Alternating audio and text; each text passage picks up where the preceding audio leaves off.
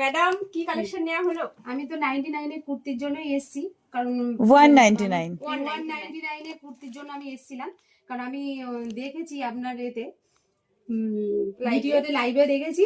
আমি অনেকদিন থেকে চাইছিলাম আসবো আসবো করে আসা হয়নি। আর এর আগে তো আমি বরাবরই এখান থেকে কিনি, আর মাঝখানটা আমার একটু কাজের জন্য আসতে পারিনি। তবে আমি আবার 99 এর কুর্তি দেখেই আবার এলাম।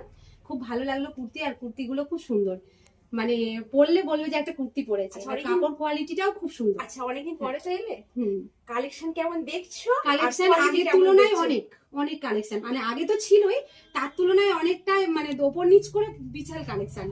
মানে দাম নিয়েও মানে অসুবিধা হবে না, যা চাইবে তাই পেয়ে যাবে। কেউ এলে ফিরে যেতে হবে না। হ্যাঁ, পেলে যেতে হবে না। সবচাইতে ফার্স্ট আমি যেটা তোমাকে জিজ্ঞাসা করবো সেটা হচ্ছে একটু তুমি বলো, কারণ তুমি একটা জনপ্রিয় মানুষ, প্রায় সবাই চেনে। আচ্ছা, হ্যাঁ, তো বলো যে রাধিকা বুটিকের কোয়ালিটিটা কেমন? কোয়ালিটি দেখো, সম্বন্ধে আমি বলো। বলবো কোয়ালিটি তো আছে, খুবই ভালো কোয়ালিটি। কারণ আমি অনেক জায়গায় অন্য জায়গা থেকেও আমি দেখেছি অনেকে 99 মানে 99 এর শুধু কুর্তি দেয়। হ্যাঁ, অনেকে আবার শাড়িও দিচ্ছে, 250 150 শাড়ি পাচ্ছে।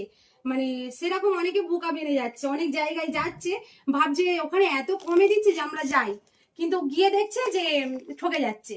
কারণ আমি বলবো ওইসব শাড়ি পরলে মানে গা কিটবে, এরকম একটা ব্যাপার আমি নিজে মানে ফিল করেছি। একটা এমন একটা ফেমাস জায়গায় গিয়েছি, সেখানে কারণ বদনাম করবো না, কিন্তু আমি বলবো দুটোর মধ্যে ফারাক আছে অনেক, আকাশ পাতাল। এটাই বলবো দিদি। কোয়ালিটির জিনিস কিনতে হলে কোয়ালিটি জিনিস কিন্তু রাধিকা বুটিকে আসতেই হবে, সবাই আসতে হবে। থ্যাংক ইউ দিদি এত সুন্দর রিভিউ দেওয়ার জন্য। আবার হ্যাঁ।